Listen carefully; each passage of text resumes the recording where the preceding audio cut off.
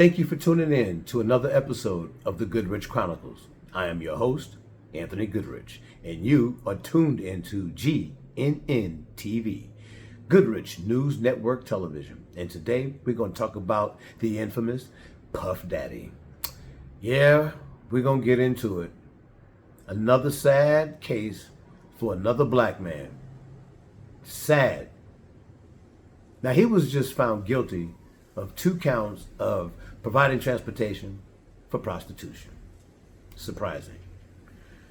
Now, I feel like the prosecution must not have really presented their case like they should have, or they just didn't have enough to go with to begin with, because the jury didn't think that they had enough to find him guilty of it.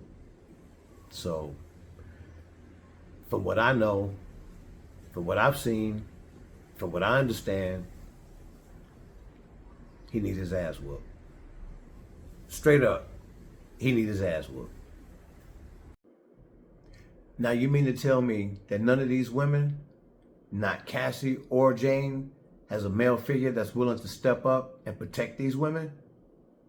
Do you know if I saw my sister, my niece, or my cousin being drugged down the hallway by a dude, ain't no way I'm gonna sit around idle and let it just blow over.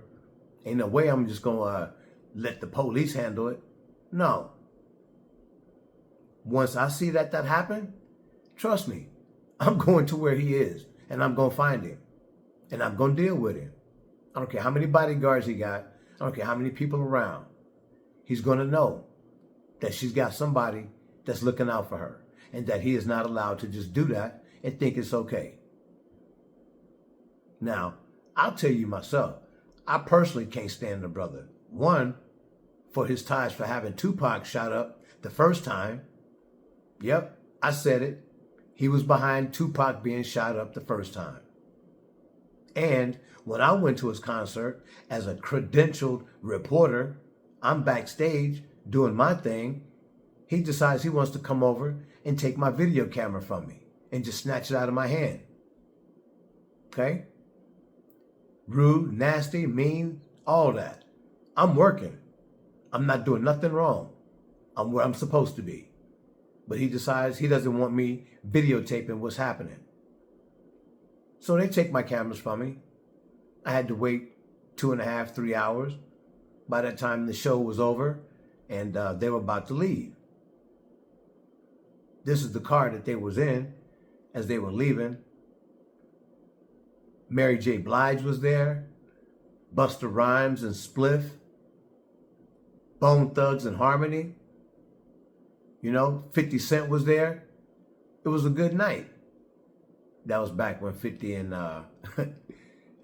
Puffy was somewhat cool. They didn't hang out together during that night, that's for sure. 50 did his thing. Puffy was doing his thing. He hung out, spent a lot of time with Busta Rhymes. Here's a picture I think you might find interesting of a coward on his knees praying. Were you praying the day you drug Cassie down the hallway? Were you praying when you was doing all the other dirt that you was doing? But you know what? Here's what I come to realize. When people go to prison, they instantly become 2 things, or one of 2 things. A lawyer or a man of God, or should I say a child of God. That's what happens. All of a sudden, they're praying to God. Even those that don't even believe in God, they praying. So, like I asked just a second ago, were you praying before all this came to light? I don't think you were. But you know what? I digress again. Spent enough time talking about this coward. I just want to give my 2 cents and put it out there. Now, I would love to know what you think. Because I have so much I would like to say.